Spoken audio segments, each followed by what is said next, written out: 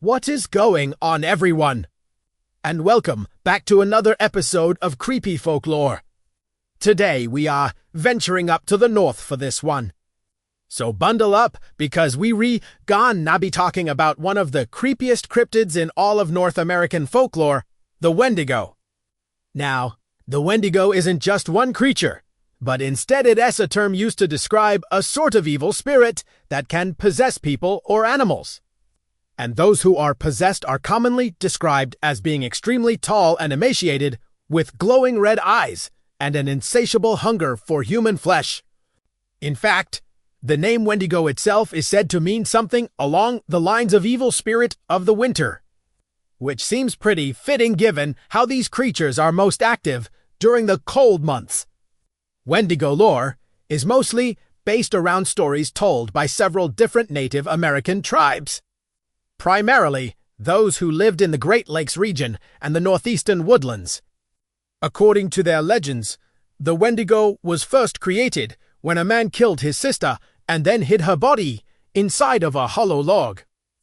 That was not a good idea, because as the story goes, the spirits of the forest became so disgusted at what he had done that they transformed him into the very first Wendigo. Now, some versions say that he was simply transformed into an animal, specifically a wolf, but others claim that he became what we would call a skinwalker, able to take on humanoid form. Either way, he then went on to hunt down the rest of his family and consumed them, starting the cycle of cannibalism that all Wendigos would become known for. Now, if the mere thought of cannibalistic werewolves wasn't enough to freak you out, well, it only gets worse from there. You see, after this first Wendigo rampaged through his village, killing and eating as many people as he could, he apparently wandered off and never returned. What happened to him exactly is up for debate. Some say he died and was banished to the underworld. Others say he simply wanders the earth to this day, possessing anyone he comes across and turning them into his mindless servants. There are even stories about certain Wendigos preying on entire villages, possessing every single person until the last one succumbs to the cannibalistic urges that the creature has placed upon them. Now, while it is important to remember that no one really knows exactly what any of these creatures look like, since most of the time they're described as being something like too horrible to describe, there are a few details that keep coming up again and again, especially when it comes to the physical appearance of the Wendigo. Most accounts agree that they are usually anywhere between 8 to 9 feet tall, though there are a few reports saying they can grow to as much as 12. Obviously, this puts them in the same category as Bigfoot and other similar cryptids. But unlike most of those creatures, Wendigos are almost always described as being emaciated, gaunt, skeletal-looking things. This is especially prevalent in more modern descriptions. Probably because when these stories were originally shared, they were likely trying to be used as cautionary tales to scare children. And nothing says boo, I'm scary, than a tall, skinny skeleton dude with glowing red eyes. Now, before we move on to the next part of the video, I want to quickly ask you guys for a favor. If you've been watching for a while now, you may have noticed that over the past couple weeks, my videos have kind of been all over the place. That is because I recently got back from a month-long vacation, where I traveled around Europe with my girlfriend, and when you spend a month traveling nonstop, it's kind of hard to keep your posting schedule on track. But regardless, I'm back now, and I will try my best to get back into a regular posting schedule. So if you could all just bear with me for just a little bit longer, that'd be great. And now, let's get back to the video. So besides being tall and skinny, Wendigos are also usually depicted as having glowing red eyes. Like I said before, some say they're just animals, while others say they can change their form. There was even one reported sighting of a Wendigo standing upright on 2 legs and walking on what appeared to be 2 hind legs, which sounds strikingly similar to the description of another famous creature from Native American folklore, the skinwalker. For those of you who aren't familiar with the skinwalker, basically, like the Wendigo, they are evil spirits, only they possess Navajo witches instead of random people.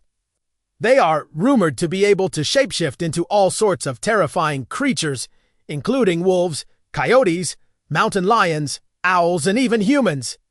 And while they can't typically kill people directly, they can transform into incredibly dangerous predators and hunt down their prey, or they can use their powers to cause massive destruction and wreak havoc on anyone and anything they come across. Now, in modern times, the term skinwalker is often used as a general umbrella term for werewolves in all of Native American folklore. But in reality, there are actually dozens of separate shape-shifting creatures, each with their own unique abilities and origins.